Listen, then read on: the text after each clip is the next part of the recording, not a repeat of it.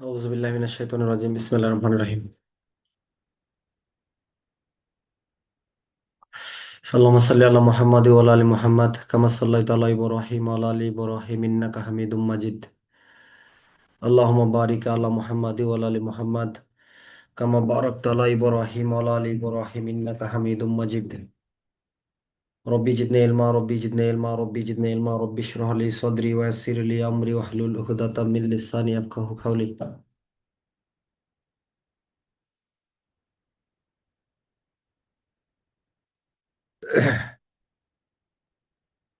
নারী শিশু নির্যাতন দমন আইন 2026 হিসেবে অভিহিত হবে, হ্যাঁ। এক দ্বারা, দুই দ্বারা সংজ্ঞা, দুই এর ক হলো অপরাধ। দণ্ডবিধি আইনের 40 দ্বারা, দুই এর খ হলো অপহরণ, দণ্ডবিধি আইনের 362 দ্বারা, দুই এর গতে হলো আটক, দণ্ডবিধি আইনের 340 দ্বারা। দিবেন এগুলো, যেহেতু নারী শিশু খুব গুরুত্বপূর্ণ একটা আইন, তাহলে দণ্ডবিধির ওই ধারাগুলোর সাথে কি করব আমরা, যুক্ত করব, ঠিক আছে। তারপর আমরা ব্যবহার করব দুই এর কত, ও দর্শন, ইচ্ছার বিরুদ্ধে সম্মতির বিরুদ্ধে, সম্মতি আছে ভয়ভীতির মাধ্যমে। আর 4 নম্বর হলো কি, পুরুষ লোকটি জানে সে তার স্ত্রী নয়, স্বামী বা নারী লোকটি জানে সে তার স্বামী। 375-এর কথাগুলো অবশ্যই কিন্তু মানতে হবে। আর একটা হলো কি, সেক্ষেত্রে বয়স 14 বছরের কম। এখন দর্শনের জন্য আপনার সংজ্ঞা আসছে, টিকা আসছে, আপনি অবশ্যই এই ক্ষেত্রে কি করবেন জানেন, দর্শনের এই প্রশ্নের ক্ষেত্রে আপনাকে অবশ্যই দণ্ডবিধি আইনের এই প্রশ্নের দণ্ডবিধি ভাবে থেকে আসুক, নারী শিশু যেখান থেকে আসুক, ব্যাখ্যা কিন্তু নিচে দিয়ে দিবেন। কি করবেন, দর্শনের টিকা আসছে, আপনি নিচে ব্যাখ্যা লিখবেন। কি লিখবেন, প্রথম ব্যাখ্যা দ্বিতীয় ব্যাখ্যা দুইটাই লিখবেন। প্রথম ব্যাখ্যা লিখবেন 16 বছরের বেশি সম্মতি, আলহামদুলিল্লাহ, 16 বছরের বেশি কি আছে, সম্মতি ব্যতীত, 16 বছরের কম সম্মতি সহ ব্যতীত, যেভাবে হোক না কেন কি হবে, এটা দর্শন হবে। আর দ্বিতীয় ব্যাখ্যা, বলাৎকার ও দর্শনের অন্তর্ভুক্ত হবে, ঠিক আছে। ব্যাস, খুব সুন্দর হবে কিন্তু এটা দিবেন। এরপর আসেন আপনার নারী শিশু নির্যাতন দমন আইনের 2 এর ছতে, নবজাতক শিশু কত দিনের কম, 40 দিনের কম বয়স্ক সকল শিশু নবজাতক শিশু। ছতে হলো নারী, যে কোনো বয়সের নারীকে বোঝাবে, কি, যে কোনো বয়সের,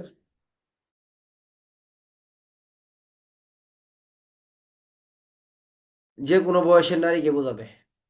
এরপরে একটা এখানে ডাবল সংশোধন, একটা সংশোধনী আছে, 2 এর ডাবল, এটা কি হবে, বলাৎকার, তাই না, বলাৎকার না, বলাৎকার পারবেন সংজ্ঞা, কোনো ছেলে শিশুর মুখ ও পায়ুপথে সংগঠিত যৌনকর্ম, এটা কি কি বলা হবে, বলাৎকার বলা হবে।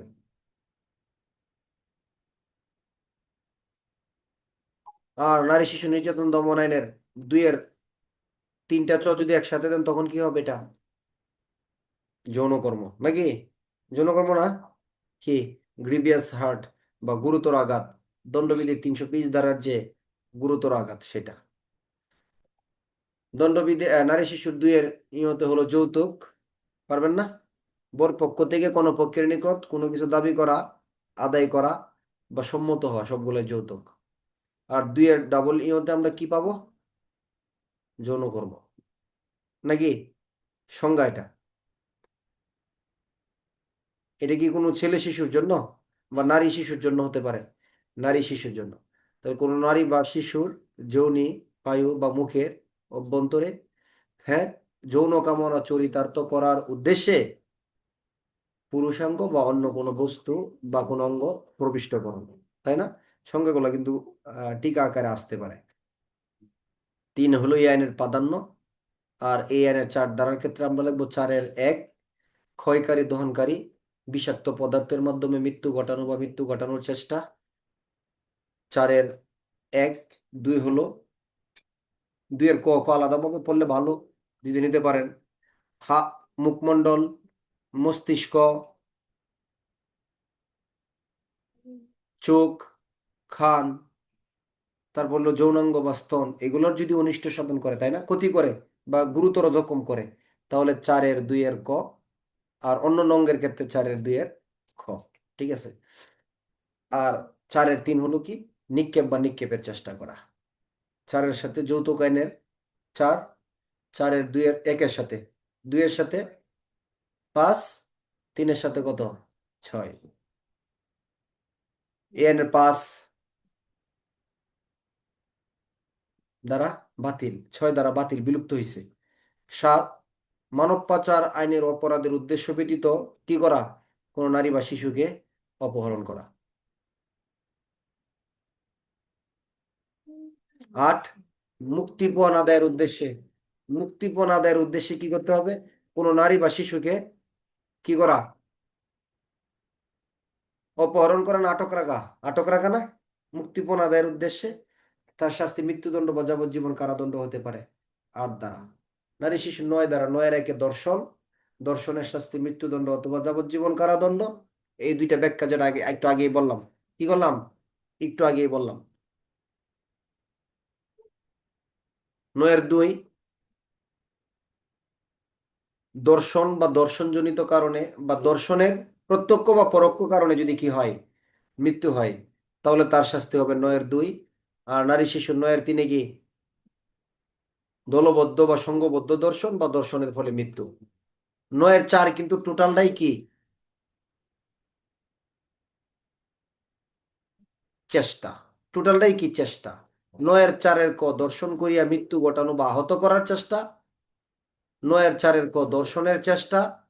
9-এর 4-এর দর্শনের উদ্দেশ্যে কোনো রাসায়নিক পদার্থ বা অন্য কোনো বস্তু দ্বারা কাউকে কি করা, গুরুতরভাবে জখম করা। সবগুলাই কিন্তু চেষ্টা। আর নারী শিশু নির্যাতন দমন অধ্যাদেশের 9-এর 5, এখানে পুলিশের হেফাজতের জায়গা শৃঙ্খলার হেফাজতে, হ্যাঁ, যদি কোনো নারী বা শিশু দর্শনের শিকার হয়, তাহলে শৃঙ্খলার জন্য, হেফাজতের জন্য যারা ছিল, তারা সবাই কিসের জন্য, হেফাজতের ব্যর্থতার জন্য কি করবে, শাস্তি ভোগ করবে।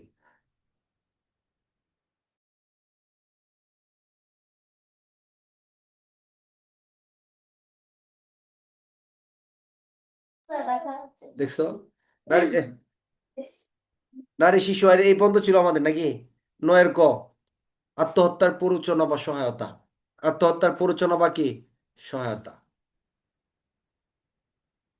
যদি কোনো ব্যক্তি ইচ্ছাকৃতভাবে কোনো নারীর ইচ্ছার বিরুদ্ধে তাকে কি করে, তার শ্লীলতাহানি বা শালীনতাহানি করার কারণে যদি নারী আত্মহত্যা করে, তাহলে সে ব্যক্তি আত্মহত্যায় প্ররোচিত করেছে বলে গণ্য হবে, বা সহায়তা করেছে বলে কি হবে, গণ্য হবে, তাই না? তাহলে আত্মহত্যার প্ররোচনা বা সহায়তা।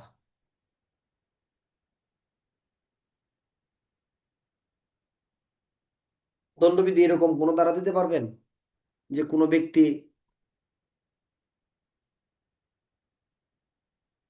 ধরেন তার স্ত্রীর উপর অত্যাচার করে যৌতুকের জন্য দণ্ডবিধি আইনে, তার স্ত্রীর সাথে খারাপ আচরণ করে বা পরিবারের কারোর সাথে বা কোনো ব্যক্তির সাথেই, তাহলে ওই ব্যক্তি কি করছে, তার জন্যই আত্মহত্যা করছে, তাহলে দণ্ডবিধি আইনে এরকম শাস্তি দেওয়ার সুযোগ আছে, যে সে আত্মহত্যা, সে প্ররোচনা করছে।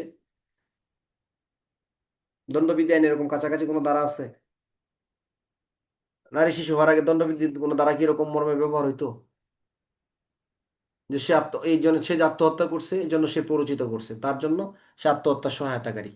ঠিক আছে, এরকম কোনো ধারা আছে? কি ধারা আছে? কত ধারা হবে? কি ধারা লেখেন, অপশন দিলাম তো। 306, 305, 6?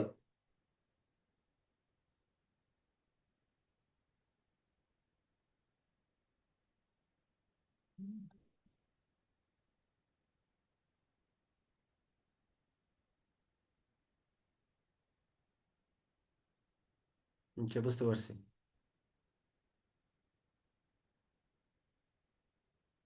305 এবং 6 যে অপরাধগুলো হয়, এই অপরাধগুলোর জন্য কি কোনো ব্যক্তি নিজে হত্যা করে নাকি তারা সহায়তাকারী? তারা কিন্তু কি, তারা কিন্তু সহায়তাকারী, আত্মহত্যার জন্য সহায়তাকারী। 300 এখানে যে, ওইখানে কিন্তু কি বলছে, বলাই আছে আত্মহত্যার জন্য, তাই না? কোনো 18 বছরের কম বয়স্ক বা কোনো ধরনের পাগল মস্তিষ্ক বিকৃতি কি আত্মহত্যা সহায়তা? আর এটা কি 306 হলো কোনো ব্যক্তিকে। আর এই জায়গাটা কিরকম, এই জায়গাটা হলো দণ্ডবিধি আইনে নারী শিশু নয়ের কোনো নারীকে আত্মহত্যার জন্য প্ররোচনা ইত্যাদি শাস্তি, আত্মহত্যার জন্য এই জায়গাটাও কি, আত্মহত্যার জন্য প্ররোচনা। তাহলে এখানে কি বলছে যে আত্মহত্যা করেন এরকম বলছে, নাকি নারীর আত্মহত্যা আত্মহত্যা করবে এরকম তার ধারণা ছিল যে আত্মহত্যা করে ফেলতে পারে? এরকম না। তাহলে নারীরা হচ্ছে ধরেন আপনার কোমল প্রকৃতির, এমন এক কথা বলছে, সে কি করছে তার এটা, তার খুব, এই বিষয়টা তার জন্য খুব কষ্টসাধ্য ছিল, লজ্জাজনক ছিল। ধরেন প্রকাশ্যে জনসম্মুখে একজন নারীকে অপমান করা হয়েছে, তার শালীনতা হানি করা হয়েছে, তার কাপড় ধরে টান দেওয়া হয়েছে ধরেন, এবং এইটা সে সহ্য করতে পারে নাই, তাই না? এটা সে সহ্য করতে পারে না, সে আত্মহত্যা করে ফেলছে। তাহলে এরকম যদি প্রেক্ষাপটগুলো হয়, তাহলে নারী শিশু নির্যাতন দমনের, যদি কোনো ব্যক্তি নারীর সম্মতি ব্যতি রেখে বা নারীর ইচ্ছার বিরুদ্ধে, ওই ব্যক্তির ইচ্ছাকৃত কাজের দ্বারা নারীর সম্ভ্রমহানি হওয়ার প্রত্যক্ষ কারণে কোনো নারী আত্মহত্যা করে, তাহলে এই নারী আত্মহত্যা করলো কেন? কারণটা কি? কারণটা কি? কারণটা হলো, এটা কিছুদিন আগে ঈদে একটা নাটক আপনারা দেখছেন কিনা জানি না, ফেসবুকে বিভিন্ন জায়গায় লেখালেখি হয়েছে। হ্যাঁ, অপূর্ব একটা নাটক দেখছেন না? ওই যে চাকরি করে মিসেস, তার চাকরি করে, তারপর অফিসের বস তাকে করছে, সে আত্মহত্যা করছে।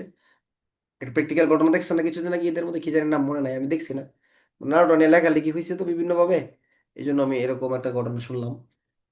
তাহলে সে আত্মহত্যা সহায়তাকারী। দণ্ডবিধি নারী শিশু নির্যাতন দমন আইনের ৯ সম্ভ্রমহানির কারণে, কার ইচ্ছার বিরুদ্ধে?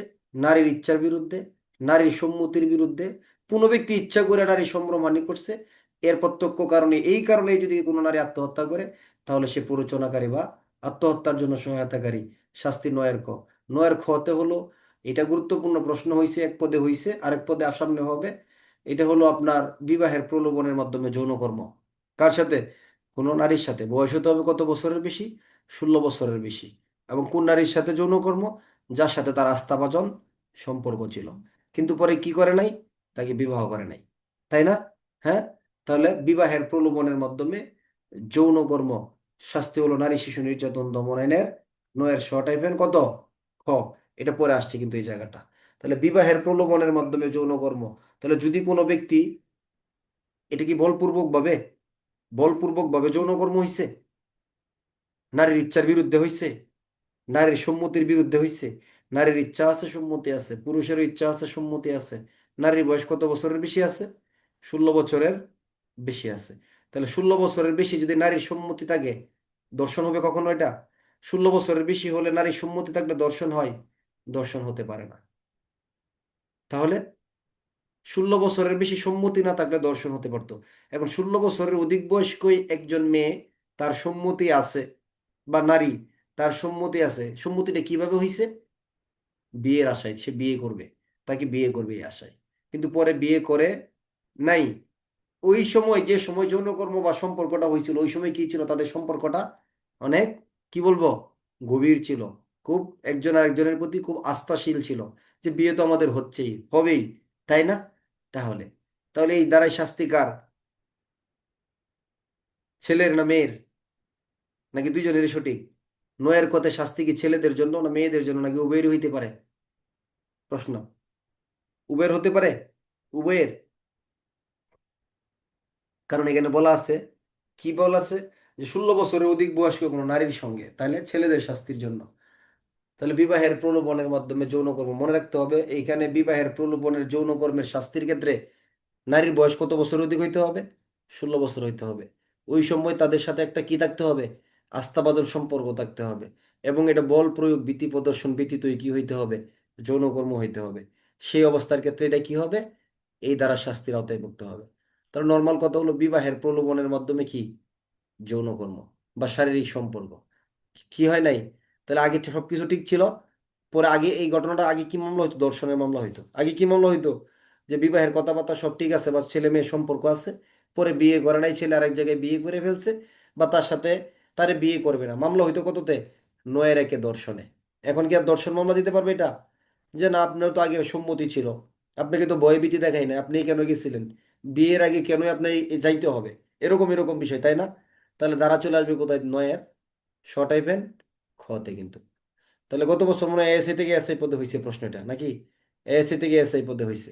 কনস্টেবল থেকে, ও কনস্টেবল থেকে এএসআই পদে হয়েছে। আচ্ছা, অসুবিধা নাই। একই পদ, কনস্টেবল থেকে এএসআই এর পরীক্ষা আরো বেশি কঠিন এএসআই চাইতে। আমি তো 2টা পরীক্ষায় দিছি, না, কনস্টেবল থেকে এএসআই দিছি, এএসআই থেকে সাব ইন্সপেক্টর দিছি। এএসআই যখন হবে তখন সাব ইন্সপেক্টর লেগে থাকলে হয়ে যায় এটা, কিন্তু কনস্টেবল থেকে এএসআই হওয়াটা, এএসআই থেকে সাব ইন্সপেক্টর হওয়ার চাইতে অপেক্ষাকৃত কঠিন। এটা আপনি যদি আমার সাথে দ্বিমত পোষণ করেন তাতে আমার কিচ্ছু যায় আসে না। এটাই স্বাভাবিক, এটা প্রতিযোগিতাও বেশি, প্রশ্নের ক্যাটাগরিও দেখবেন। 2025 সালের পরীক্ষা দেখেন, এএসআই থেকে সাব ইন্সপেক্টর পরীক্ষার এমসিকিউ প্রশ্ন, আর কনস্টেবল থেকে এএসআই পরীক্ষার প্রশ্ন এমসিকিউ, দেখলে বুঝতে পারবেন। নিঃসন্দেহে এএসআই থেকে সাব ইন্সপেক্টর পরীক্ষা সহজ ছিল, ঠিক আছে, এবং লিখিত পরীক্ষার ক্ষেত্রেও তাই। কনস্টেবল থেকে এএসআই পরীক্ষার প্রশ্ন যারা প্রচুর পরিমাণ লিখতে পারছে না পরীক্ষার হলে, যাদের হাতের ভিতরে হাতের হাতের যে এটা মানে এটা যে মানে প্রচুর চালাইতে পারছে না, ব্যথা এসে পড়ছে, আগে লেখা অভ্যাস নাই, তারা পরীক্ষায় ফাঁসি করতে পারে নাই বা রেজাল্ট ভালো হয় নাই। কিন্তু প্রচুর লেখার অভ্যাস করতে হবে। তাহলে এই ছিল 9-এর খ। এরপরে আমরা নারী শিশু নির্যাতন দমনে পড়বো 10 ধারা নাকি? 10 ধারা না? 10 ধারা। 10 হলো যদি কোনো ব্যক্তি এমন একটা অপরাধ করে, এটা হলো যৌন নিপীড়নের দণ্ড। কিসের দণ্ড? যৌন নিপীড়ন ইত্যাদির দণ্ড। যদি কোনো ব্যক্তি তার যৌন কামনা চরিতার্থ করার উদ্দেশ্যে শরীরের যে কোনো অঙ্গ বা কোনো বস্তু দ্বারা কোনো নারী বা শিশুর যৌন অঙ্গ বা অন্য কোনো বোধ স্পষ্ট করে, তাহলে সেই ব্যক্তি কি অপরাধ করছে? শ্লীলতাহানি করে, তাহলে সেই ব্যক্তির এই কাজ হবে একটা যৌন নিপীড়ন। তার জন্য শাস্তি হবে কত দ্বারা? 10 দ্বারা।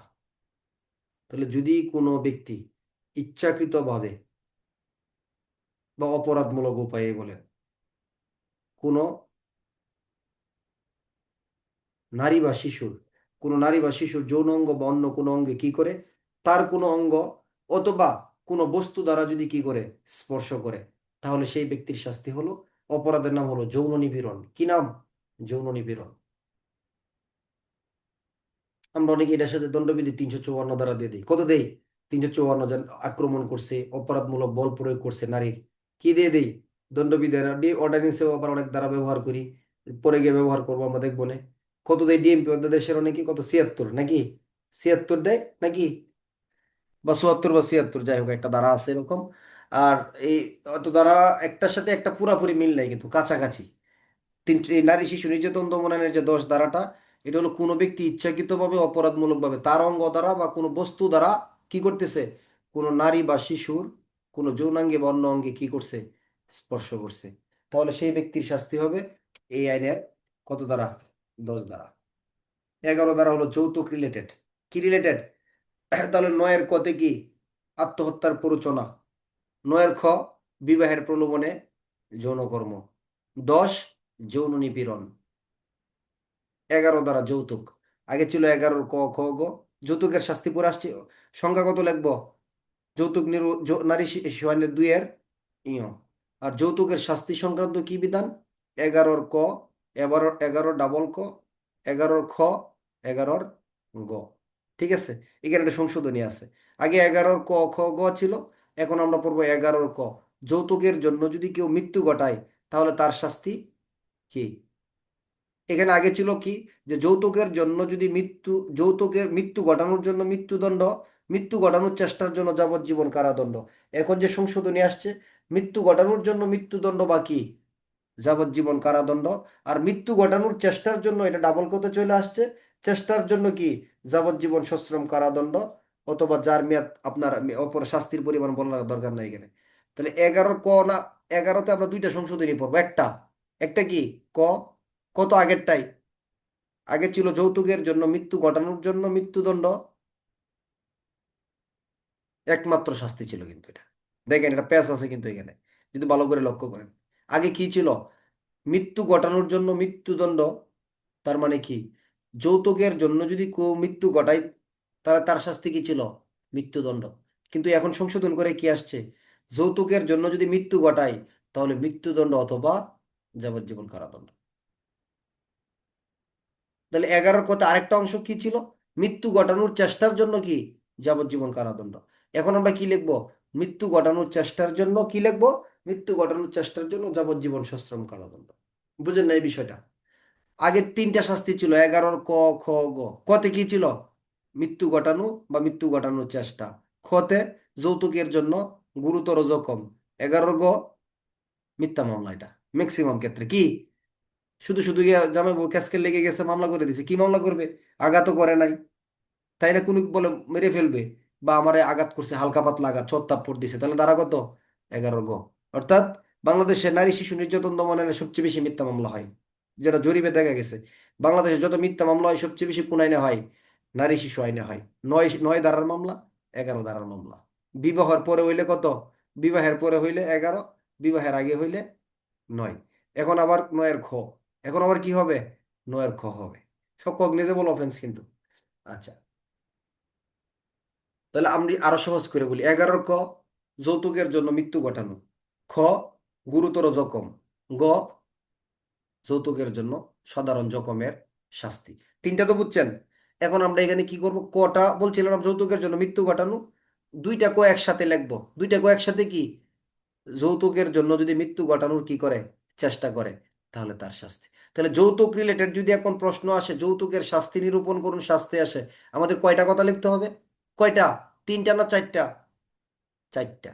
11-র ক, 11-র ডাবল ক, 11-র খ, 11-র গ। পারবেন? পারবেন ইনশাল্লাহ। আচ্ছা, আমাদের দেশে যৌতুক নিয়ে কিন্তু একটা আইন আছে। আছে কি না? যৌতুক সম্পর্ক একটা কি আছে? আইন আছে। এখন প্রশ্ন হলো, এই যৌতুকে চাইতেও কিন্তু নারী শিশুর যে 11 ধারার প্রয়োগ বেশি। কারণ কি জানেন? 11 ধারার প্রয়োগ কি বেশি জানেন কেন? কারণ যৌতুকের যে ওই অপরাধগুলো ওইখানে আছে, ওই অপরাধগুলো সাধারণত কি অপরাধ নয়। ওই অপরাধগুলোর কার্যকারিতা বা কার্যক্রম, যৌতুক রিলেটেড যে অপরাধের প্র্যাকটিস বা কার্যক্রম, এগুলো খুব একটা নাই, বা কগনিজেবল না বেশিরভাগ ক্ষেত্রেই। এই জন্য কিন্তু যৌতুকের জন্য যে মূল অপরাধটা নারী শিশুর দিকে চলে আসে। কোন দিকে? নারী শিশুতেই মূলত চলে আসে এখানে। ওইখানে নর্মাল কিছু যৌতুক, যৌতুকের সাধারণ শাস্তি, যৌতুক সংক্রান্ত চুক্তি ফলবিহীন, তাই না? অল্প কয়েকটা দ্বারা মাত্র। তাহলে 11-র ক, যৌতুকের জন্য মৃত্যু ঘটানোর শাস্তি। 11-র ডাবল ক, যৌতুকের জন্য মৃত্যু ঘটানোর চেষ্টার শাস্তি। কত বছর শাস্তি দেখতেছি না কিন্তু। 11-র খ, যৌতুকের জন্য গুরুতর কি জখম করার শাস্তি। 11-র গ, যৌতুকের জন্য কি সাধারণ জখম করার শাস্তি। আগে ছিল কি অনধিক 3 বছর কিন্তু অনূন্য 1 বছর। এখন বর্তমানে চলছে কি অনধিক 3 বছর কিন্তু অনূন্য 1 বছর, শব্দগুলোর পরিবর্তে অনধিক 5 বছর, অনূন্য কত বছর? 2 বছর। তাহলে বাড়ছে না কমছে যৌতুকের জন্য? আগে ছিল 3 বছরের বেশি দেওয়া যাবে না, 1 বছরের কম দেওয়া যাবে না। এখন বলতেছে 5 বছরের বেশি দেওয়া যাবে না, 2 বছরের কম দেয়া যাবে না। কি?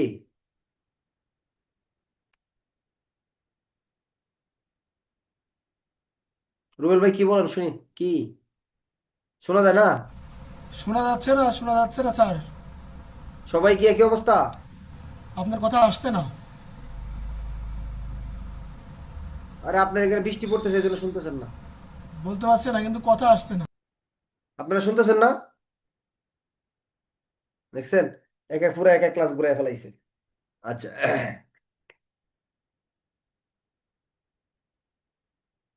বলেন। খুব গুরুত্বপূর্ণ 20 ধারা পর্যন্ত পড়বো, কিন্তু লম্বা ক্লাস হবে। ক্লাস কিন্তু লম্বা হবে, অনেকগুলো আলোচনা করতে হবে এখানে আজকে। তাহলে 11-র ক, ক, 11-র ক ডাবল ক, খ, গ। শাস্তি কত টাকা দেখবো? দেখবো না। মৃত্যু ঘটানো ক, মৃত্যু ঘটানোর চেষ্টা ডাবল ক, গুরুতর জখম খ, সাধারণ জখম গ। 12 ধারা, ভিক্ষাবৃত্তির উদ্দেশ্যে বা অঙ্গ প্রত্যঙ্গ বিক্রির উদ্দেশ্যে। কার বিরুদ্ধে অপরাধ? 12 ধারার অপরাধটা নারীর বিরুদ্ধে না শিশুর বিরুদ্ধে, না দুইটাই সঠিক? 12 ধারার অপরাধ কি নারীর বিরুদ্ধে না শিশুর বিরুদ্ধে, নাকি দুইটাই সঠিক? শিশুর বিরুদ্ধে, অনলি শিশুর বিরুদ্ধে। ভিক্ষাবৃত্তি বা অঙ্গ প্রত্যঙ্গ বিক্রির উদ্দেশ্যে কোনো নারী বা শিশুকে, কোনো শিশুর অঙ্গহানি করার শাস্তি কি করা? মৃত্যুদণ্ড বন্ধ হইতে পারে যার শাস্তি। ধারা কত? 12 ধারা। সহজ না ধারা এটা? সহজ ধারা। তাহলে 12 ধারাই অঙ্গহানি করার শাস্তি কিসের উদ্দেশ্যে? ভিক্ষাবৃত্তির উদ্দেশ্যে নাকি অঙ্গ প্রত্যঙ্গ বিক্রির উদ্দেশ্যে, নাকি দুইটাই সঠিক? দুইটাই সঠিক। ধারা কত? 12। এই আইনটা যদি ভালো করে পড়েন, তাহলে আপনার পরবর্তীতে একটা আইনকে বোনাস পাবেন। কিছু পড়তে গেলে দ্বারা সেট করবেন। এর 13 ধারাও কিন্তু একটা প্রশ্নমুখী দ্বারা, দর্শনের ফলশ্রুতিতে যদি কোনো শিশু জন্ম লাভ করে, তাহলে এই শিশু নিয়ে কি আইন কানুন, কি নিয়ম কানুন বা কি বিধান আছে। তাহলে দর্শনের ফলশ্রুতিতে যদি কোনো শিশু জন্ম লাভ করে, অন্য আইনে যাই থাকুক না কেন, এই নারী শিশু নির্যাতন দমন আইন অনুসারে নিম্নলিখিত বিধানগুলো কি হবে, প্রযোজ্য হবে? উক্ত সন্তান তাহার মা কিংবা তাহার মাতৃকুলীয় আত্মীয় স্বজনের তত্ত্বাবধানে রাখা যাবে। তাহলে মা, মাতৃকুলীয় আত্মীয় স্বজন কে? ফুফি। ফুফি মাতৃকুলীয় না? ফুফি, মামি, মামি মার বাড়ির দিক থেকে আত্মীয়। খালা মার বাড়ির দিক থেকে আত্মীয়, তাই না? তাহলে মাতৃকুলীয় যারা আছে, অর্থাৎ মায়ের আত্মীয় স্বজন যারা আছে, তাই না, মাতৃকুলীয়। হুম। আচ্ছা, অন্য ব্যাখ্যাও থাকলে থাকতে পারে, আমরা এত বুঝবো না। তাহলে শিশুকে তার মা বা মাতৃকুলীয় আত্মীয় স্বজনের কাছে কি করা যাবে, রাখা যাবে। তার পিতা মাতা উভয়ের পরিচয়ে কি হইতে পারবে, সে বড় হওয়ার অধিকারী হবে। গুরুত্বপূর্ণ ধারা কিন্তু নারী শিশু নির্যাতন দমনের প্রশ্নের জন্য কয়েকটা ধারা খুবই ইম্পর্টেন্ট। যেমন 13 ধারা একটা গুরুত্বপূর্ণ ধারা, নারী শিশু নির্যাতন প্রশ্নের জন্য 18 ধারা খুব গুরুত্বপূর্ণ ধারা, 20 ধারা গুরুত্বপূর্ণ ধারা। তারপরে আপনার নারী শিশু নির্যাতন দমন আইনের আপনার 19 ধারা জামিন সংক্রান্ত গুরুত্বপূর্ণ ধারা, 22 ধারা প্রশ্নের জন্য গুরুত্বপূর্ণ ধারা। মানে বেশ কয়েকটা ধারা আছে, এগুলো প্রশ্নের জন্য খুব ইম্পর্টেন্ট। তাহলে শিশু তার মা বা মাতৃকুলীয় আত্মীয় স্বজনের কাছে রাখা যাবে। এটা হলো কত, 13-1 ক। কত হলো, পিতা মাতা উভয়ের পরিচয়ে বড় হওয়ার অধিকারী থাকবে। 13-1 গ। 13-1 গতে বলতেছে কি করবে, উক্ত সন্তানের ভরণ পোষণ বা ব্যয়ভার কে বহন করবে, রাষ্ট্র বহন করবে। গতে বলতেছে এই সন্তান, এই সন্তানের যে এখন ব্যয়ভারের বিষয়টা বয়স সংক্রান্ত বিধান, এই উক্ত সন্তান 21 বছর বয়স না হওয়া পর্যন্ত সরকার দিবে। তবে 21 বছরের বয়স্ক অধিক বয়স্ক যদি কন্যা সন্তান হয়ে থাকে, তাহলে তাহার বিবাহ না হওয়া পর্যন্ত, পঙ্গু সন্তানের ক্ষেত্রে তিনি উপার্জন সক্ষম না হওয়া পর্যন্ত এইবার ব্যয়ভার কি হবে, প্রদেয় হবে। এই প্রত্যেকটা কথাই এমসিকিউ এর জন্য গুরুত্বপূর্ণ। তাহলে দর্শনের ফলশ্রুতিতে জন্মগ্রহণ করা পর্যন্ত শিশুর ব্যয়ভার কতদিন পর্যন্ত সরকার ব্যয় করবে, 21 বছর। কন্যা সন্তানের ক্ষেত্রে বিবাহ না হওয়া পর্যন্ত। প্রতিবন্ধী বা অসুস্থ সন্তানের ক্ষেত্রে উপার্জন সক্ষম না হওয়া পর্যন্ত। তাহলে আবার 13-1 ক, 13-1 ক, মাতা বা মাতৃকুলীয় আত্মীয় স্বজনের তত্ত্বাবধানে রাখা যাবে। খ, পিতা মাতা উভয়ের পরিচয়ে বড় হওয়ার অধিকারী হবে। গ, ব্যয়ভার রাষ্ট্র বহন করবে। ঘ, কত বছর, 21 বছর পর্যন্ত। কন্যা সন্তানের ক্ষেত্রে বিবাহ না হওয়া পর্যন্ত। প্রতিবন্ধী সন্তানের ক্ষেত্রে উপার্জন সক্ষম না হওয়া পর্যন্ত। 13-2, এই ব্যয়ভার সংক্রান্ত সরকার বা রাষ্ট্র একটা কি করবে, নীতিমালা প্রণয়ন করবে। এই ভরণ পোষণ সংক্রান্ত অর্থের পরিমাণ কি করবে, দুয়ে বলতে যে সরকার এই বিধি দ্বারা নির্ধারিত পদ্ধতিতে এই একের উল্লেখিত সন্তানের ভরণ পোষণ বাবদ প্রদেয় পরিমাণ কি করবে, নীতিমালা একটা নির্ধারণ করে দিবে। তিনি বলতেছে এই ব্যয়টা কি করবে, দেখেন এই ব্যয়টা 2-1 গতে কে বলতেছে কে দিবে, রাষ্ট্র বহন করবে। কিন্তু আদায় করবে কার কাছ থেকে, দর্শকের নিকট থেকে এটা কি করা হবে, আদায় করা হবে। যদি তার বর্তমান বা বিদ্যমান কোনো সম্পত্তি না থাকে, তাহলে সেই ক্ষেত্রে ভবিষ্যতে সে যে সম্পত্তির মালিক হবে, সেখান থেকে সেটা কি করা হবে, আদায়যোগ্য হবে। এটা হলো 13-3। 13 কত, 3। তাহলে লাস্টে ফাইনালি আসলে কে দিবে, রাষ্ট্র কি দিয়ে যাচ্ছে নাকি একটা সময় গিয়ে আদায় হবে? যে দর্শন করছে দর্শকের নিকট থেকে এরা আদায় করতে পারবে। এবং যদি তার সম্পত্তি না থাকে, তাহলে ভবিষ্যৎ যে সে সম্পত্তির মালিক হবে, সেই সম্পত্তি থেকে সেটা কি করতে হবে, আদায়যোগ্য হবে। দ্বারা হলো কত, 13-3। পারবেন ইনশাল্লাহ। 13-1 ক, মা বা মাতৃকুলীয় আত্মীয় স্বজনের তত্ত্বাবধানে। খ, পিতা মাতা উভয়ের পরিচয়। গ, রাষ্ট্র বহন করবে। ঘ, 21 বছর পর্যন্ত পুত্র সন্তান, বিবাহ না হওয়া পর্যন্ত কন্যা সন্তান, এবং অসুস্থ সন্তানের ক্ষেত্রে শতকোন স্বাবলম্বী বা উপার্জন সক্ষম না হবে। নির্ধারণ সংক্রান্ত সরকার একটা নিয়ম নীতি প্রণয়ন করবে। 2, এটা দর্শকের নিকট থেকে বিদ্যমান সম্পত্তি থেকে আদায় করতে পারবে। তার বর্তমান কোনো সম্পত্তি না থাকলে ভবিষ্যতে সে যে সম্পত্তির মালিক হবে, সেখান থেকে সেটা কি হবে, আদায়যোগ্য হবে। তাই না? 14 দ্বারা, নির্যাতিত কোনো নারী বা শিশু। কত দ্বারা, 14 দ্বারা। নির্যাতিত, এখানে একটু সংশোধন আছে, কিন্তু সংশোধনটা খুব গুরুত্বপূর্ণ না। আগে ছিল কি, যে এখানে নির্যাতিত, এখন নির্যাতিতা শব্দটার পরিবর্তে, নির্যাতিতা শব্দটার পরিবর্তে আমরা ব্যবহার করব কি, নির্যাতনের শিকার। হ্যাঁ, নির্যাতনের কি, শিকার। এতটুকু পার্থক্য। আর বাকি সবগুলা কি, যে নির্যাতিতা না বলে নির্যাতিতা বলা যাবে না, আগে দর্শিতা বলা হইতো, এখন দর্শিতা বলা যাবে না, কি বলতে হবে? দর্শনের শিকার। আগে নির্যাতিত বলা হইতো, এখন নির্যাতনের শিকার। মানে এই শব্দগুলো কি করছে, তাদেরকে যেন অপরাধী বা ভিকটিম যারা আছে তাদেরকে যেন কোনোভাবেই অসম্মানজনক কোনো শব্দ আচরণ করা বা না যায়। শিশু আইনে এরকম বিধান পাবেন যে শিশুকে কোনো সময় কি বলা যাবে না, অপরাধী বলা যাবে না। শিশুকে কোনো অবস্থায় কি বলা যাবে না, দণ্ডিত বলা যাবে না, পাবেন না গিয়া শিশু আইনে দেখবেন এরকম, যে শিশুর ক্ষেত্রে বিশেষ ভাষা বা পরিভাষার কি ব্যবহার। আচ্ছা, এখন আসেন এই আইনের 14 ধারা। এই আইনের 14 ধারার সাথে শিশু আইনের কত ধারা, 28 ধারা, মিল আছে কাছাকাছি না? অর্থাৎ তাদের পরিচয় প্রকাশ পেয়ে যাবে। ব্যক্তি নির্যাতনের শিকার বা নির্যাতনের শিকার এরকম কোনো শিশু বা নারী হতে পারে, তাদের পরিচয় প্রকাশ করা যাবে। মানে তাদের সম্পূর্ণভাবে তাদের পরিচয় প্রকাশ হয়ে যাবে সংগঠিত কোনো অপরাধের বিষয় সম্পর্কে সংবাদ মাধ্যমে বা তথ্য ইত্যাদি নাম ঠিকানা অন্য বিধি কোনো সংবাদ মাধ্যমে অন্য কোনো মাধ্যমে এমনভাবে প্রকাশ বা পরিবেশন করা যাবে যাতে উক্ত নারী বা শিশুর পরিচয় প্রকাশ না পায়। হ্যাঁ, আপনি প্রকাশ করতে পারবেন এরকম গ্রামের এই জেলার এরকম নারী, কিন্তু আপনি তার ছবি দিয়ে দিলেন, এরকম ঘটনা ঘটাইতে পারবে? দর্শনের শিকার কোনো নারী সরাসরি পত্রিকায় ছবি দেখানো যাবে না, দেওয়া যাবে না। যদি পত্রিকার ছবি থাকে উপরে কি থাকবে, একটা আবরণ দেয়া থাকবে। টিভিতেও যদি আনা হয় সরাসরি তার চেহারা দেখানো যাবে না। যদি এই বিধানটা কেউ অমান্য করে তাহলে তার শাস্তি হবে কত দ্বারা, 14 ধারা, 14-এর 2 উপধারা। তাহলে সহজ কথা, নির্যাতিত নারী বা শিশুর পরিচয় কি একবারে প্রকাশ করা যাবে না, নাকি এমন ভাবে প্রকাশ করতে হবে যেন তাকে টোটালি শনাক্ত করা না যায়? এমন ভাবে প্রকাশ করতে হবে যেন সম্পূর্ণ পরিচয় প্রকাশ না হয়, এরকম ভাবে করতে হবে। 15-16 মোটামুটি গুরুত্বপূর্ণ আছে। আচ্ছা, মানে আগেগুলো চেয়ে একটু কম গুরুত্বপূর্ণ। ভবিষ্যৎ সম্পত্তি থেকে অর্থদণ্ড আদায়। তাহলে এখানে অপরাধের দ্বারা আমরা কত থেকে পাইছি, 4 ধারা থেকে। প্রত্যেকটা ধারার ক্ষেত্রে কি শাস্তি আছে না? 4-এ শাস্তি আছে, 7-এ আছে, 8-এ আছে, 9-এ আছে, 9-এর ক, খ, 10, 11, 12, 13, 14, প্রত্যেকটা ধারার ক্ষেত্রে শাস্তির পরিমাণ আছে কিনা, অর্থদণ্ড আছে কিনা। তাহলে এই নারী শিশু নির্যাতন দমন আইনের 15 ধারা বলতেছে ভবিষ্যৎ সম্পত্তি থেকে কি করতে হবে, অর্থদণ্ড আদায়। তাহলে 4 থেকে 14 ধারায় যে অর্থদণ্ডটা আছে না, এই অর্থদণ্ডটাকে ইচ্ছা করলে আদালত, ম্যাজিস্ট্রেট বা ট্রাইব্যুনাল কি করতে পারে, ভিকটিমকে ক্ষতিপূরণ হিসেবে দেওয়ার নির্দেশ প্রদান করতে পারে। পারবে কি না? এই অর্থদণ্ড টাকাটা ট্রাইব্যুনাল বা আদালত চাইলে ভিকটিমকে কি করতে পারে, প্রয়োজন বোধে ক্ষতিগ্রস্ত ব্যক্তিকে ক্ষতিপূরণ হিসেবে দেওয়ার জন্য আদেশ প্রদান করতে পারে। আচ্ছা, এখন যদি এই যে ব্যক্তি এই টাকাটা প্রদান করবে সেই ব্যক্তির বর্তমানে কোনো টাকা নাই, তাই না? তাহলে ভবিষ্যতে সে যে সম্পত্তির মালিক হবে সেখান থেকে কি করতে হবে, আদায় করতে হবে। এবং ভবিষ্যৎ যদি সে সম্পত্তির মালিক হয়, সে যদি অনেকগুলো অপরাধের দায়ে দণ্ডিত হয়ে থাকে, অর্থদণ্ড হয়ে থাকে, কিরকম? যেমন ধরেন পেনাল কোড আইনের কি বলবো, ধরেন অপরাধজনক নরহত্যার অপরাধের জন্য অর্থদণ্ড করা আছে কত টাকা, 5,000 টাকা বা 5,000 টাকা। আর কিসের জন্য, মাদক দ্রব্যের অপরাধের জন্য কত টাকা অর্থদণ্ড করা আছে, 20,000 টাকা। আবার আপনার ধরেন দর্শনের অপরাধের জন্য অর্থদণ্ড করা আছে কত টাকা, 30,000 টাকা। এখন লাস্টে গিয়ে সে 30,000 টাকার মালিক হয়েছে।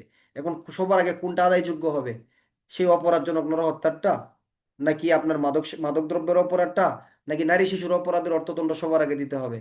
এটা সবার আগে আদায়যোগ্য হবে, ঠিক আছে? এই কথাটাই বলছি নারী শিশু নির্যাতন দমন আইনের কত ধারা, 15 ধারা। তাহলে ভবিষ্যৎ আবার এরকম প্রশ্ন আসতে পারে যে ধর্ষণের অপরাধের সাথে জড়িত ব্যক্তিকে ক আদালত থেকে তাকে 5 বছরের কারাদণ্ড এবং 50,000 টাকা অর্থদণ্ড প্রদান করা হয়েছে। অর্থদণ্ড প্রদানকালীন সময় সে অর্থদণ্ড প্রদান করতে ব্যর্থ হয়, নারী শিশু নির্যাতন দমন আইনে এই বিষয় সম্পর্কে কি সমাধান আছে? তাহলে সমাধান কি, ভবিষ্যতে যে সে সম্পত্তি পাবে ওই সম্পত্তি থেকে এটা কি করতে হবে। এখন আপনি এই প্রশ্ন দিকে দণ্ডবিধি লেখা শুরু করছেন যে হ্যাঁ অর্থদণ্ড অনাদায়ে কারাদণ্ড দিয়ে দিবে, হবে? প্রশ্ন কিন্তু নারী শিশু আইন থেকে। এখন আপনি যে দণ্ডবিধি আইনের 67, দণ্ডবিধি আইনের তারপরে আপনার এই 64 এগুলো লেখা শুরু করেন, তাহলে কিন্তু এটা যৌক্তিক না। কারণ যে আইনে প্রশ্ন চাবে সে আইন থেকে আপনাকে কি করতে হবে, উত্তর দিতে হবে। মাশাআল্লাহ আম্মু, ভালো লাগতেছে। আচ্ছা, এরপরে আসেন দণ্ডবিধি আইনের, নিজেই সত্যি। আচ্ছা, দণ্ডবিধি আইনের সরি সরি, নারী শিশু 15 ধারা বুঝছেন তো? ভবিষ্যৎ সম্পত্তি কি অর্থদণ্ড আদায়ের পদ্ধতি কি, এটা প্রশ্ন আসতে পারে।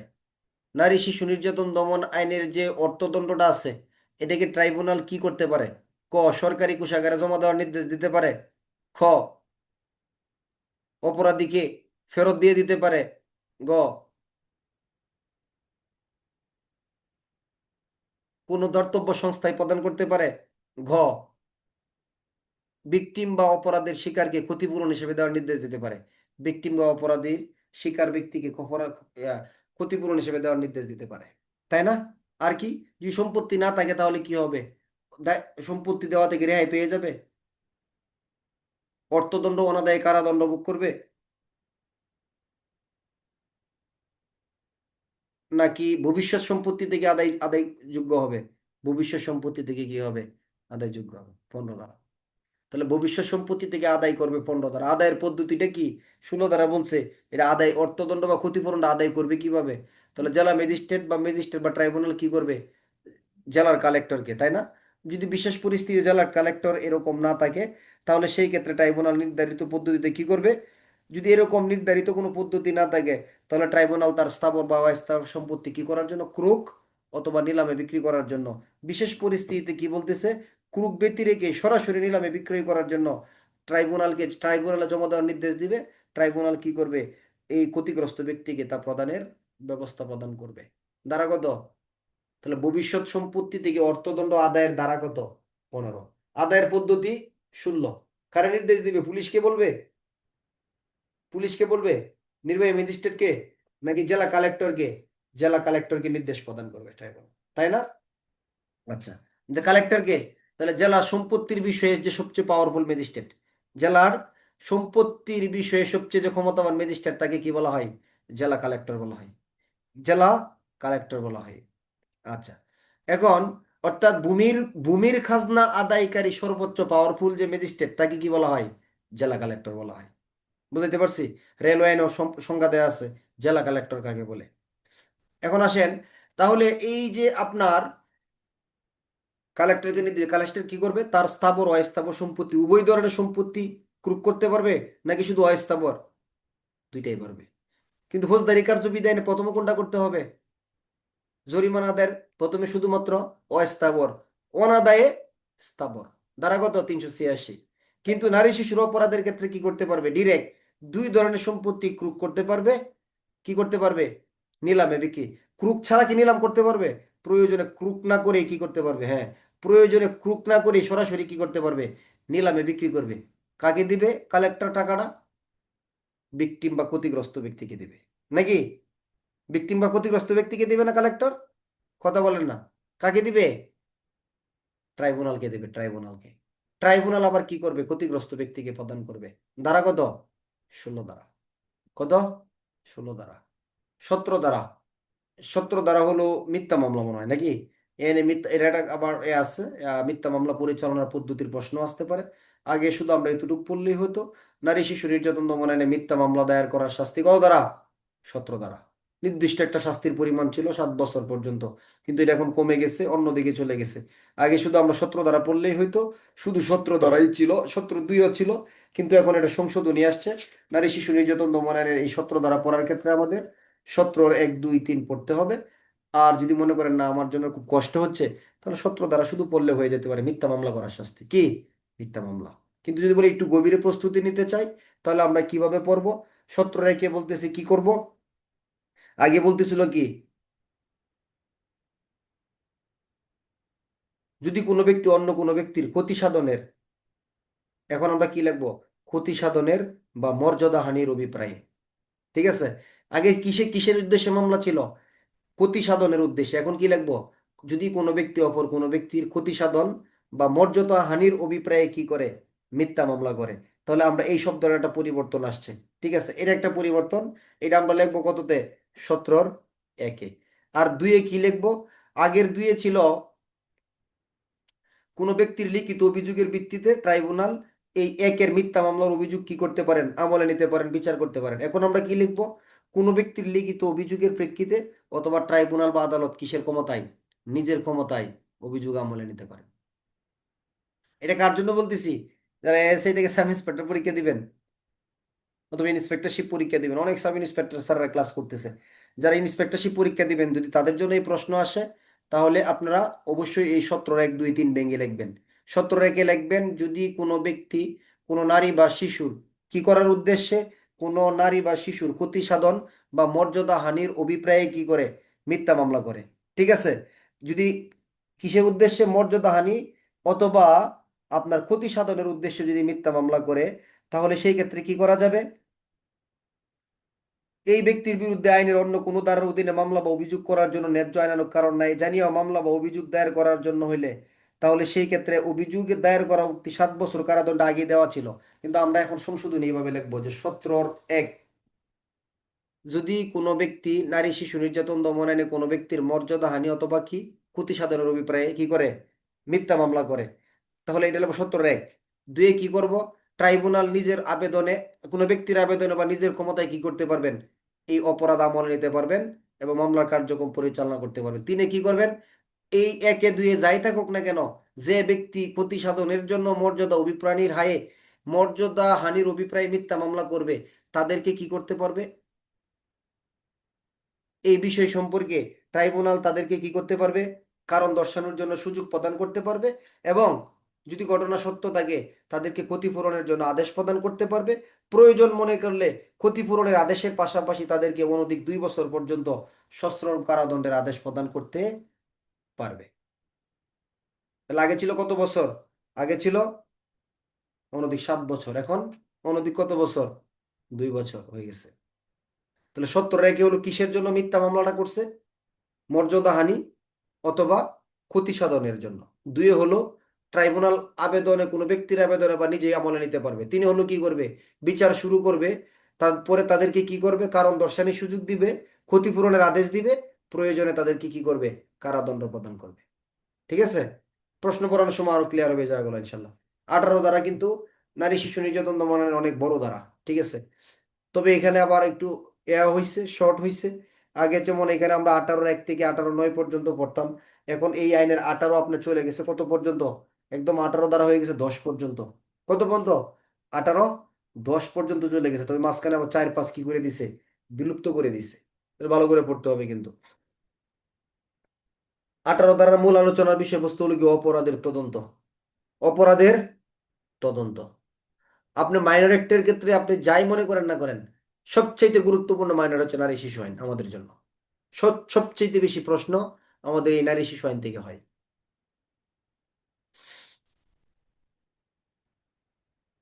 তাহলে 18 ধারার তদন্ত সংক্রান্ত বিষয়, 18(1)-এর যে আলোচনার বিষয়বস্তু আছে, এখানে কোনো সমাধান বা সংশোধনী নাই সাধারণত। অপরাধের দায়ী অভিযুক্ত ব্যক্তি যদি পুলিশের কাছে হাতে নাতে ধরে এবং অথবা অন্য কোনো ব্যক্তি কর্তৃক যদি পুলিশের কাছে সুপর্দ করে, তাহলে ধরার তারিখ থেকে 15 কার্য দিবসের ভিতরে কি করবেন?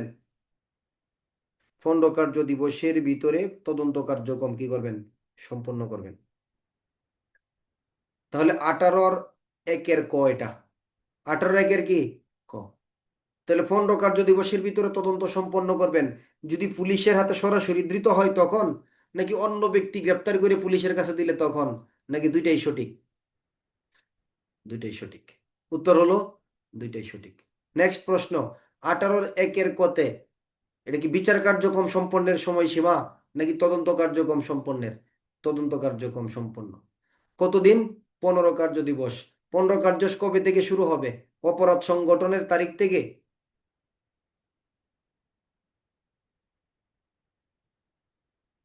নাকি গ্রেপ্তার হওয়ার তারিখ থেকে? উত্তর হলো গ্রেপ্তার হওয়ার তারিখ থেকে 15 কার্য দিবস। 18(1)-এর কথা আগে ছিল 60 কার্য দিবস, এখন 18(1)-এর ক যদি অপরাধ পুলিশের কাছে কি হয়, যদি কোনো ব্যক্তি অপরাধের সময় হাতে নাতে ধৃত না হয়ে থাকে, তাহলে সেই ক্ষেত্রে সময়সীমা আগে ছিল 60 কার্য দিবস, এখন বর্তমান সময় চলে আসছে এটা কত কার্য দিবস? 30 কার্য দিবস। কত? 30 না? তাহলে 18(1)-এর কতে 15 কার্য দিবস। লম্বা লম্বা যে কথা আছে লাইন টু লাইন, এগুলো পড়ার মুখস্থ করার মতো সময় কিন্তু নাই, কোনোদিনও নাই। কেন? অনেক সময় আছে 3 বছর সামনে, তবু নাই। শর্ট কথাই পড়তে হবে। হাতে নাতে ধৃত হয়েছে 18(1)-এর কতে 15 কার্য দিবস, হাতে নাতে ধৃত হয় নাই, তাহলে 30 কার্য দিবস। কত কার্য দিবস? 30 কার্য দিবস। আচ্ছা, তাহলে এরপর আমরা চলে যাব কত? দুয়ে। কততে? দুয়ে। দুয়ে আগে ছিল যে ওই যে যদি আপনার কোনো কারণে একের উল্লেখিত সময়ের ভিতরে তদন্ত কার্য সম্পন্ন করা সম্ভব না হয়, তাহলে পরবর্তীতে কতদিন সময় বাড়বে? 30 কার্য দিবস। এখনো কিন্তু 2 আর 30 কার্য দিবস থাকবে না। কত চলে আসবে আবার? 2ও চলে আসবে, 15 কার্য দিবস। দুইয়ে কত আসবে? 15 কার্য দিবস। তাহলে 18-র একের কতে হলো 15, হাতে নাতে ধরলে 18-র একের খতে হাতে নাতে ধৃত না হলে 30 কার্য দিবস। এখন 18-র দুইয়ে আগে ছিল কত? 30। এখন এটা আবার 15 আসবে, কিভাবে আসবে? যদি এক উপদ্বারা নির্দিষ্ট সময়ের ভিতরে তদন্ত কার্যক্রম সম্পন্ন করা না যায়, তাহলে তদন্তের মেয়াদ শেষ হওয়ার পূর্বে মামলার ডায়েরি সহ কি করবেন?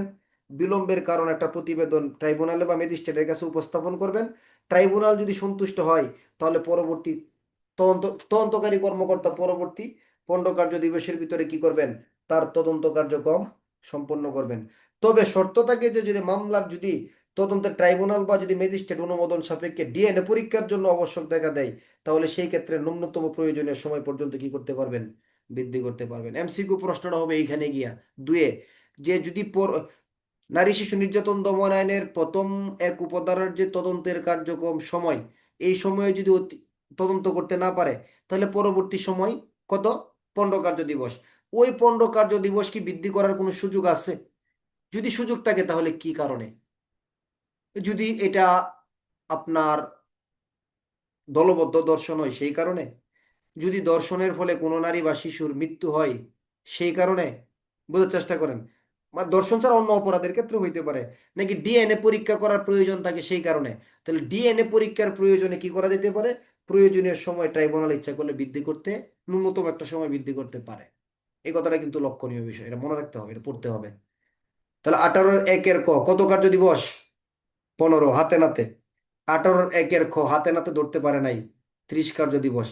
18-র দুই, এক উপধারার নির্দিষ্ট সময়ে তদন্ত কার্যক্রম সম্পন্ন করতে পারে নাই। তদন্তকারী কর্মকর্তা কেন পারে নাই, তাহার কারণ বা ডায়েরি সহ লিপিবদ্ধ করে কার কাছে পাঠাবেন? ম্যাজিস্ট্রেটের কাছে পাঠাবেন। ম্যাজিস্ট্রেট পরবর্তী আরো কতদিন সময় দিতে পারেন? 15 কার্য দিবস সময় দিতে পারেন। তবে ডিএনএ পরীক্ষার প্রয়োজন হইলে ন্যূনতম একটা সময় আবার বাড়ায় দিতে পারেন। এ হলো কত? 18-র দুই। 18-র কত? দুই। এরপরে আগে 18-র যে তিন ছিল, আগের 18-র তিন ছিল কি করতে হবে? ওই সময়ের ভিতরে না পারলে 24 ঘন্টার ভিতরে রিপোর্ট দিতে হবে। কিন্তু ওই তিন এখন আর নাই। এখন আমরা 18-র যে তিন পড়ব, এখন আমরা যে 18-র তিন পড়ব, আছে না গাইড বইয়ে? আমার গাইড বইয়ে দেওয়া আছে, কিন্তু এই বিষয়গুলো এইভাবে যাদের কাছে গাইড বই আছে তারা এগুলা পারবেন, অথবা এটা দেওয়ার কথা ছিল, দেয় না, কালকে অফিসে গিয়ে দিয়ে দিব না নোটটা। আচ্ছা, নারী শিশু নির্যাতন সংশোধনী অংশটা, নারী শিশু বই কিনতে হবে, গ্যাজেট কিনতে হবে, যখন যেটা দরকার এটা কিনে নেবেন কিন্তু, ঠিক আছে, কষ্ট করবেন না। নারী শিশু নির্যাতন দমন আইনের 18-র 3 উপধারা, তদন্ত প্রতিবেদন দাখিলের পর যদি উহার বিরুদ্ধে নারাজি দাখিল হয়, নারাজি কে দিছে? নারাজি দিছে তদন্তকারী, তদন্তকারী কর্মকর্তা ধরেন চার্জশিট দিয়ে দিছে, এর বিরুদ্ধে কি দাখিল হয়েছে? নারাজি, যে আপনার এই প্রতিবেদন আমরা কি করি না, মানি না, তাই না? তাহলে সেই ক্ষেত্রে কি হবে? ট্রাইব্যুনাল অধিকতর তদন্তের নিমিত্তে নতুন তদন্তকারী কর্মকর্তা নিযুক্ত করতে পারিবে, এবং অনুরূপ ক্ষেত্রে তদন্তের আদেশপ্রাপ্ত হইবার 15 কার্য দিবসের ভিতরে কি করবেন? তদন্ত সম্পন্ন করবেন। তাহলে বর্তমান সংশোধনী আইন অনুসারে, নারী শিশু নির্যাতন দমন আইন অনুসারে ট্রাইব্যুনাল নতুন তদন্তকারী কর্মকর্তা কেন নিযুক্ত করলেন? পূর্বের তদন্তকারী কর্মকর্তার ব্যর্থতার কারণে,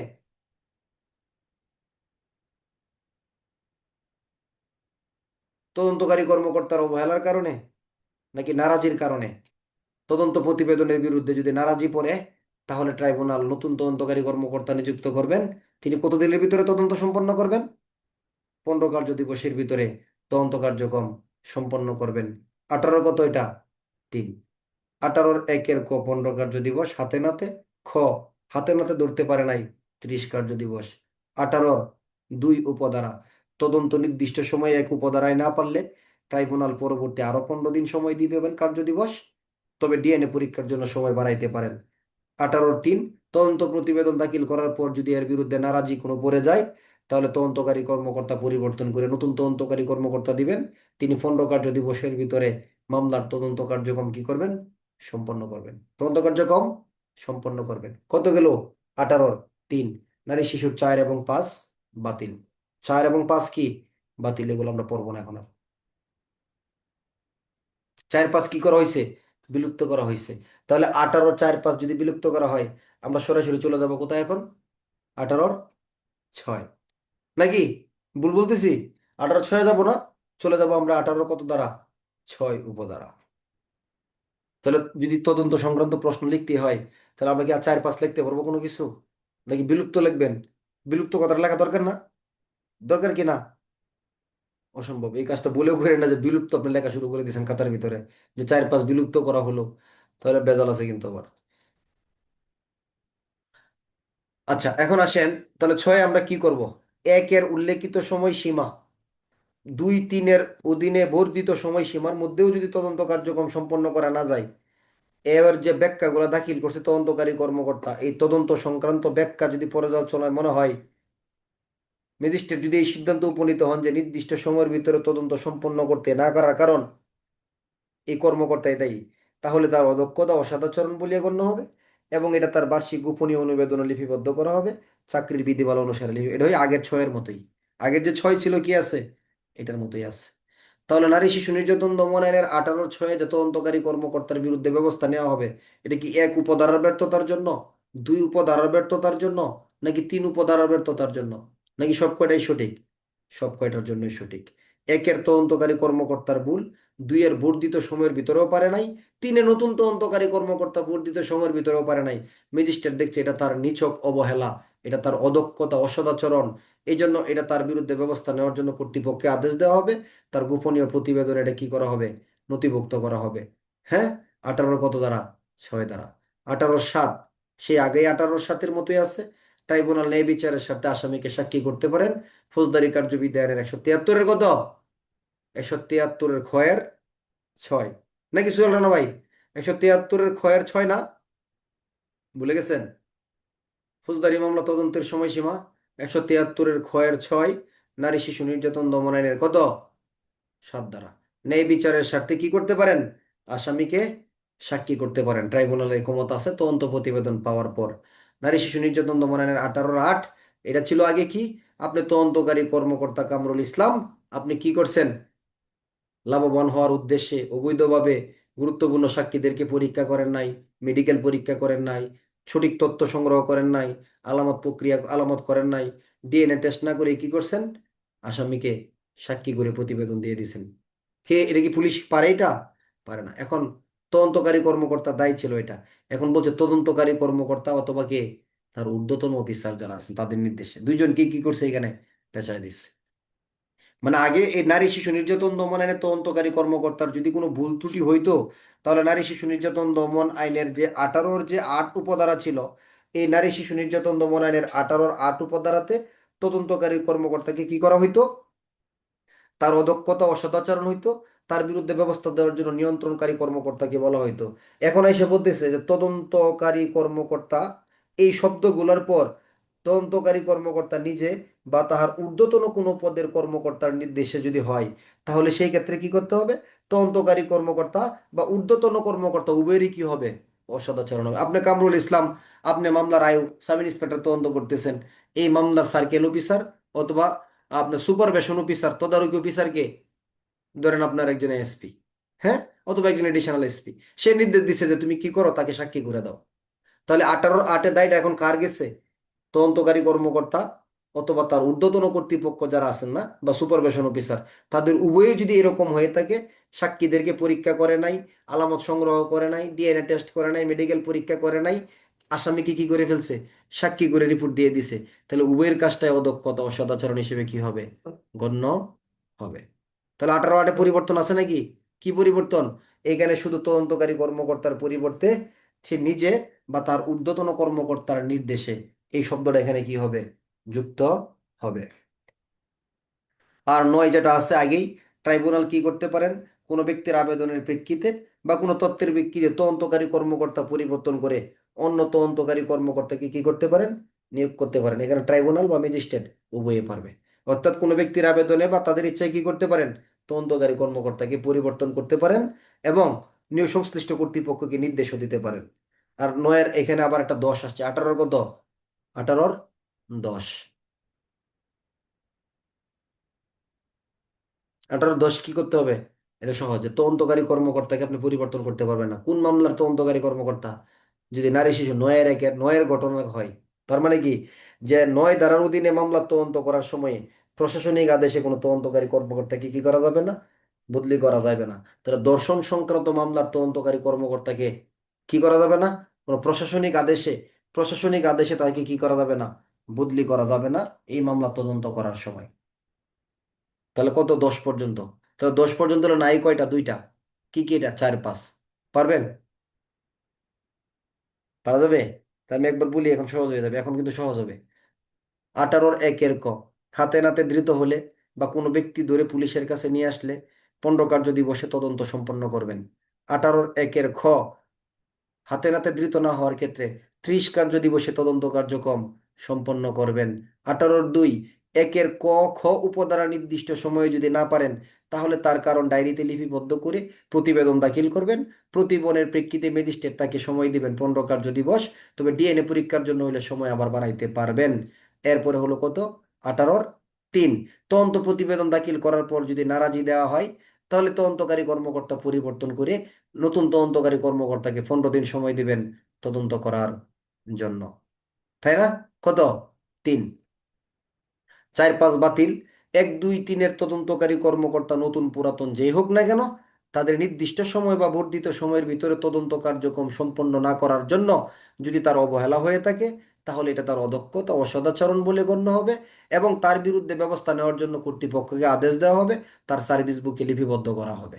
6, ন্যায় বিচারের স্বার্থে ট্রাইব্যুনাল, আদালত, ম্যাজিস্ট্রেট আসামিকে পুলিশ রিপোর্ট পাওয়ার পর আসামিকে সাক্ষী করতে পারেন, মানে রাজসাক্ষী নিযুক্ত করতে পারবেন। কি করতে পারবেন? রাজসাক্ষী নিযুক্ত করতে পারবেন। ধারা কত? 18-7। 18-8 হলো তদন্তকারী কর্মকর্তা নিজে বা ঊর্ধ্বতন কর্তৃপক্ষের নির্দেশে যদি আসামিকে সাক্ষী করে রিপোর্ট দিয়ে দেন তাহলে তাদের বিরুদ্ধে ব্যবস্থা গ্রহণের আদেশ প্রদান করতে পারবেন। 18-9 হলো ট্রাইব্যুনাল নিজে অথবা কোনো ব্যক্তির আবেদনে তদন্তকারী কর্মকর্তাকে পরিবর্তন করতে পারবেন। 18-10 হলো 9 ধারার ঘটনা 9-1 2 3 4 হোক না কেন, যদি তদন্তকারী কর্মকর্তা 9 ধারার অধীনে কোনো মামলা তদন্ত করতে থাকে তদন্ত চলাকালীন সময়ে তাকে প্রশাসনিক আদেশে কি করা যাবে না? বদলি করা যাবে না। পারবেন না ইনশাল্লাহ? আর আজকে না পারলে তো কি হয়েছে, কালকে পারবেন। টেনশনের কোনো কারণ নাই। আগেও তো সাক্ষ্য আইন এরকম কষ্ট হইতো, এখন আপনার সাক্ষ্য আইনে কি অনেক এক্সপার্ট না? মোটামুটি কিন্তু ভালো লাগে, এখন আপনার একজনকে বুঝাইতে পারেন। ঠিক এই জায়গাগুলো আপনি শুনতে শুনতে কি হবে, ক্লিয়ার হয়ে যাবে। ঠিক আছে, এই হলো বিষয় আর কি। এরপরে আসেন নারী শিশু নির্যাতন দমন আইনের কত ধারা? 19 ধারা।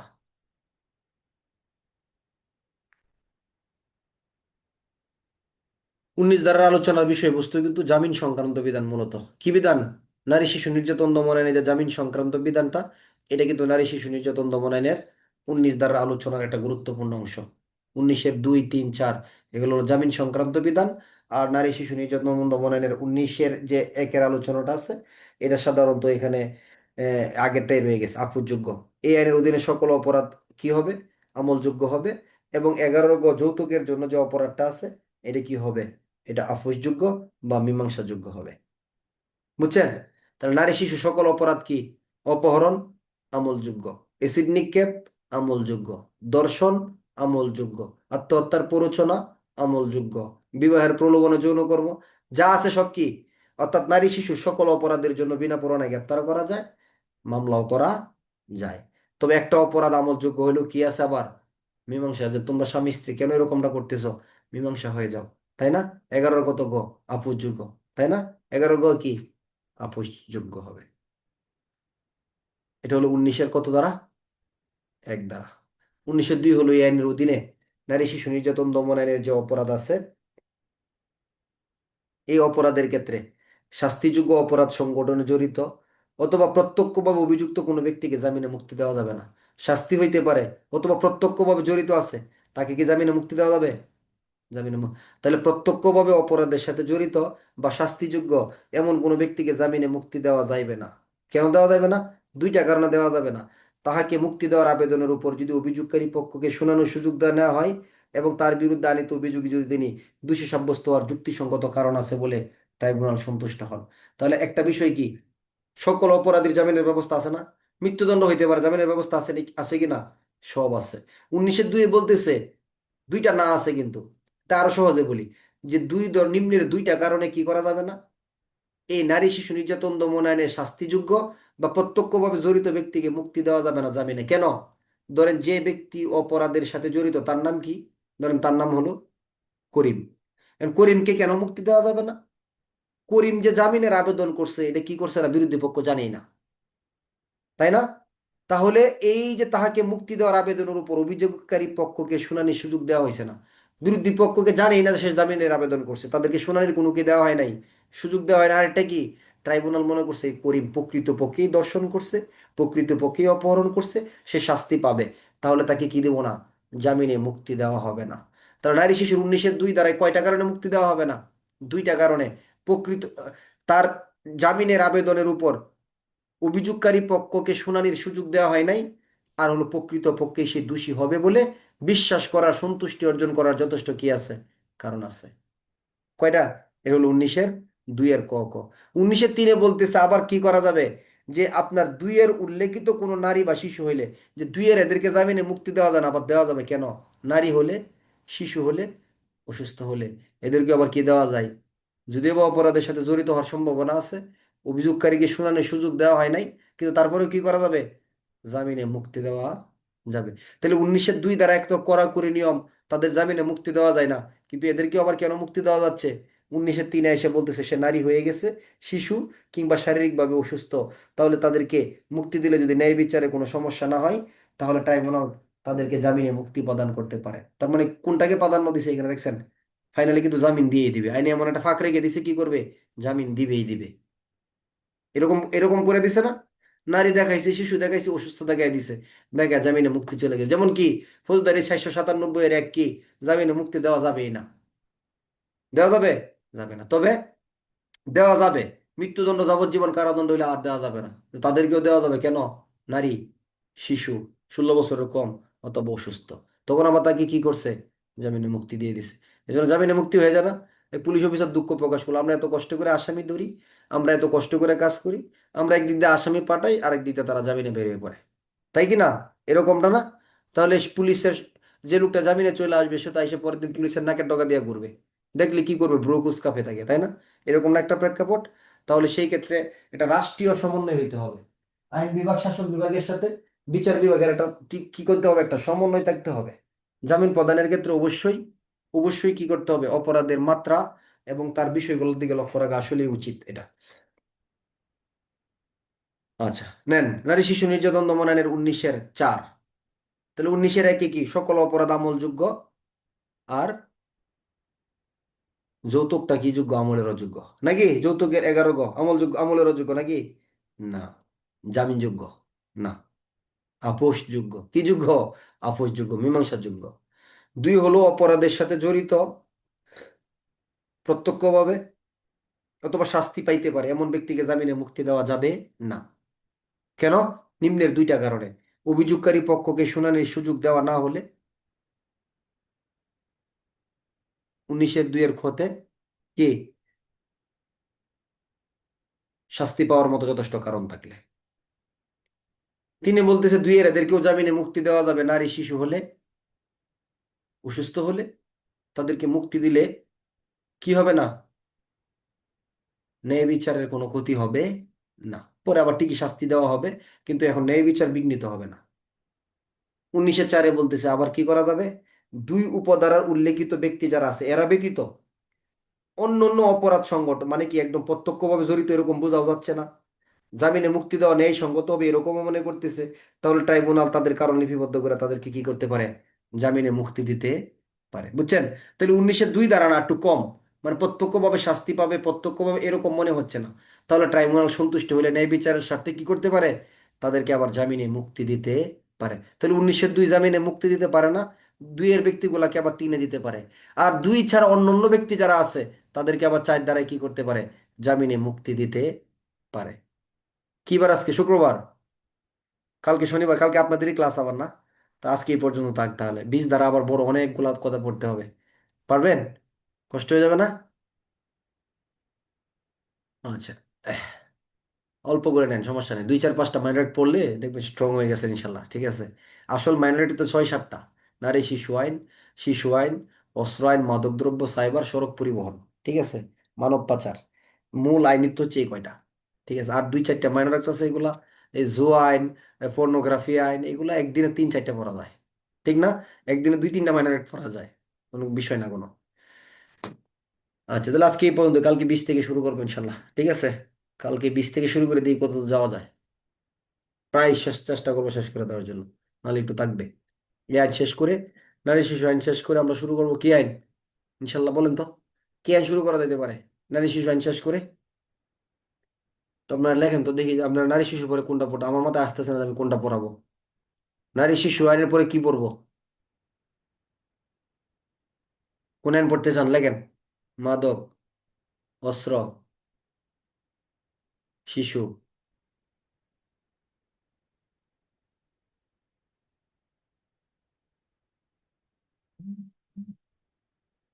দণ্ডবিধি না? আচ্ছা। আচ্ছা, শিশু আইনটা কিন্তু নারী শিশুর সাথে রিলেটেড না, রিলেটেড? রিলেটেড না, এবং বড় আইন, তাহলে শিশু আইন পড়তে সময় বেশি লাগবে। মাদক দ্রব্য পড়তে সময় কি লাগবে? কম লাগবে। ঠিক আছে, বুঝেন না বিষয়টা? তাহলে নারী শিশু পড়ে আমরা মাদক দ্রব্যই পড়বো ইনশাল্লাহ, ঠিক আছে? নারী শিশু আইন পড়ে মাদক দ্রব্য পড়বো। শিশু আইন কিন্তু বড় আইন, 100 ধারা। আর তাহলে বড় আইন হয়ে যায়। মাদক দ্রব্য ছোট আইন আছে মোটামুটি। তাহলে নারী শিশু পড়ি, মানে 2-4টে ছোট আইনগুলো একটু পড়ে ফেলি। ওরা অস্ত্র আইনের ভিতরে পড়ে, তাহলে বুঝতে পারবো যে আমরা 3-4টে মাইনর পড়ে ফেলছি। পরে বড় আবার 1-2টা ধরবো, কি? সড়ক পরিবহন, সাইবার পড়বো আগে। মাদক, নারী শিশু পড়বো, মাদক পড়বো, তারপরে অস্ত্র পড়বো, সাইবার পড়বো, ঠিক আছে? ছোট না এগুলা। এরপরে বড় 1-2টা পড়বো, কি? সড়ক পরিবহন, শিশু। ঠিক আছে, তাহলে আজকে এই পর্যন্ত। আপনারা তাহলে কি এই নতুন যারা যোগদান করছেন তাদের গ্রুপেও আমরা দিব ইনশাল্লাহ মাইনর একটা ক্লাস, না? ঠিক আছে। ওকে। আল্লাহ হাফেজ, আসসালামু আলাইকুম রহমতুল্লাহি বারকাতুহু।